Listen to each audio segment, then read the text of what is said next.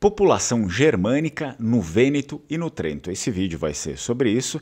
A gente vai ver quem são eles, na verdade, e onde eles habitam até os dias de hoje e, obviamente, desde aí a Idade Média. Muitos dizem que até antes da Idade Média, ou seja, fica até o final, porque talvez se o seu imigrante veio de uma desses locais, desses municípios aí nessas regiões, provavelmente você também seja descendente aí dessas minorias germânicas lá no Vêneto ou no Trento. Eu me chamo Fernando Menegatti, esse aqui é o canal Lenguamar e você é bem-vindo, canal destinado principalmente aos vênetos, mas também, enfim, a gente acaba abordando a história de muitos outros povos aí da Península Itálica, principalmente das pessoas aí do norte da Itália que fizeram parte dessa imigração massiva para o Brasil. Eu te convido para curtir o vídeo, se inscrever no canal e não esquece de compartilhar também o conteúdo e ativar o sininho das notificações. É importante para você receber sempre o que vai ao ar aqui no Lenguamare. E também aproveito para anunciar para você que nós temos o curso de Língua Vêneta, a língua dos vênetos, a antiga língua dos vênetos. Não era o italiano, é uma língua, não é um dialeto, é uma língua que veio antes do italiano. O italiano bebeu muito também dessa língua e de muitas outras línguas aí da Península Itálica. O curso tá aí, você pode entrar, eu vou deixar aqui na descrição do vídeo o link para você ver também, eu vou deixar aqui nos comentários e caso você tenha dúvidas ou enfim queira que eu te explique melhor sobre isso, você entra lá no site do Lenguamar e fala direto comigo, tem meu WhatsApp lá, fala direto comigo, ok?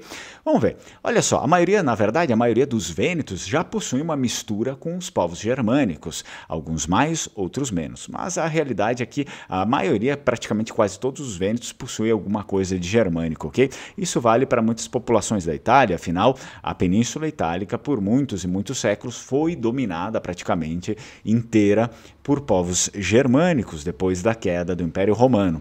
Okay? Então, isso daqui, digamos, já está vencido. Mas o que acontece é que existem minorias reconhecidas que são germânicas por excelência, digamos, são mais germânicas do que os demais. Para fazer um confronto entre isso, nós temos aqui no Brasil, né, nós temos a população, os negros no Brasil, mas muitos negros eles têm uma mistura aí, assim como outros povos, obviamente outras pessoas no Brasil, mas só para eu citar porque esse é o exemplo que mais tem a ver com isso. Muitos negros no Brasil têm ali a mistura, tem mistura com branco, mistura com indígena, com outros povos, mas nós temos aqueles que na teoria seriam os descendentes daqueles africanos que foram escravizados e tal, que eles ficam os quilombos, seriam os quilombolas. Basicamente seria isso. Também essas minorias, existem essas minorias germânicas na Itália que estão concentradas em algumas partes ali do Vêneto e do Trento e que eles são reconhecidos, né, como verdadeiros descendentes desses antigos germânicos e eles se chamam os cimbros e timbri, né? Os cimbros. Então é uma minoria reconhecida étnica e linguisticamente, né, reconhecida. Os cimbros eles podem, no entanto, ser considerados um grupo étnico por direito próprio, com costume e tradições derivadas de sua ascendência germânica. Isso também está escrito em lei. A maioria da comunidade científica vê no atual cimbro, né, nos cimbros, uma descendência direta de populações de origem do sul da Baviera, que na Idade Média, então, migraram para o Vêneto e para o Trento. Existe uma história antiga lá, se não me engano, do século II a.C., que uma população cimbra teria invadido, eram bárbaros, né, eles vieram da Dinamarca, teriam invadido lá o Vêneto, o Trento, e aí depois fizeram algumas guerras ali com os romanos, venceram até umas guerras com os romanos, expulsaram eles para a África e depois os romanos retomaram e depois eles conseguiram vencer esses cimbros e os cimbros ficaram ali retirados nas montanhas, tá? E aí reza a lenda que existiriam ainda descendentes dessa população desse período aí. Mas a comunidade científica simplesmente gosta de pensar que apenas, na verdade, a maior parte dessas pessoas seriam descendentes desses germânicos que vieram na Idade Média do sul da Baviera. Okay? Então nós temos algumas citações legais assim para eu trazer para vocês, umas citações interessantes de autores ao decorrer do tempo. Nós temos o Anton Friedrich Busching do New Geography, volume 22, página 150. Essa é a referência que eu peguei. Ele fala: a antiga língua símbrica conserva-se ainda hoje, ou melhor, o idioma saxão moderno, mas com tal perfeição que Frederico IV, rei da Dinamarca, tendo entrado em contato com um desses habitantes que, encontrando-se na República República de Veneza em 1709, não era a Itália ainda, né? O Reino da Itália era a República de Veneza. Em 1709, incrédulo tanto de sua origem quanto da língua, quis conhecer pessoalmente a verdade visitando o local. Isso aqui, o rei, né? O rei da Dinamarca. E protestou ele, o rei da Dinamarca protestou, que em seu tribunal não conversamos com tanta inteligência. Então olha aqui, ó, que legal, né? Eles se entendiam, ele ficou ainda surpreso com o vocabulário daquelas pessoas ali. Olha só, a esse respeito, no final do século XVIII, o historiador Silvestro Castellini escreveu uma coisa também muito interessante para nós. É uma opinião comum que aqueles poucos símbolos que sobreviveram a tal massacre, ele está se referindo às guerras, né, as guerras símbricas e tal, que houve ali na Itália.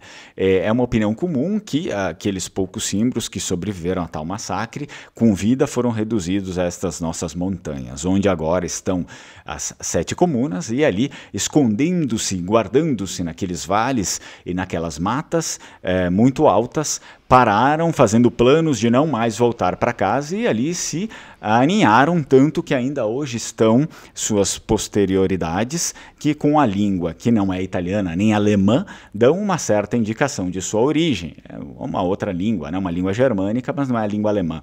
E tanto mais nos faz crer e tomar esta opinião como certa, visto que até hoje os referidos habitantes mantiveram o nome da Símbria para um distrito que diziam ter sido a sua primeira habitação.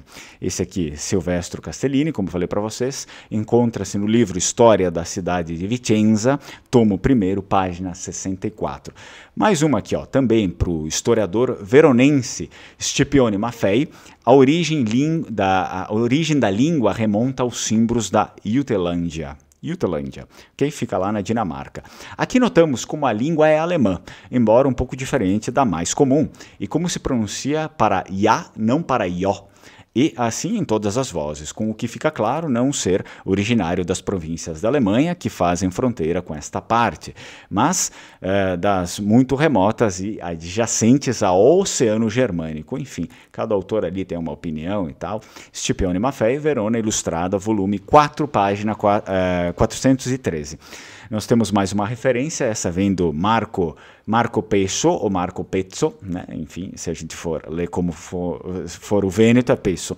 Escreveu da mesma forma em a sua obra intitulada Os Símbolos Veronenses e Vicentinos. Ele escreve assim: e sabemos que em Gósia, e na Noruega, e na Suécia, e na Dinamarca, e nos Países Baixos, e nas Ilhas Britânicas, eles geralmente entendem esta nossa fala, embora tenham um dialeto diferente dele. Então, aí a obra Os Símbolos Veronenses e Vicentinos, livro 1, página 60.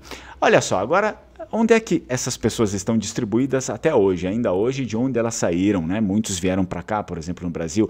Eu tenho símbolos na minha família, né? Tanto por parte de mãe, parte de pai. Então é interessante a gente saber disso. Distribuída em alguns centros dispersos ali. Eles foram na área montanhosa entre as províncias de Trento, praticamente básico, né? Lá em Luzerna, Vicenza, o planalto dos 7 municípios, 7 comunes ali, em particular Roana, e Verona, os 13 municípios conhecidos, né, em particular Giassa. Então, uma pequena aí, ilha cimbriana de origem mais recente também está localizada no Planalto de Cancílio, províncias de Belluno e Treviso. Então, dá uma pesquisada aí, talvez você tenha essa surpresa que não sabia até então, até antes de assistir esse vídeo. Se você gostou, deixa seu like, curte, se inscreve no canal, ativa o sininho das notificações. Não esquece de dar aquela verificada aqui também no curso de Língua Vêneta. Vi ringrazio, Namucci, Strucon e Tsai Tsai.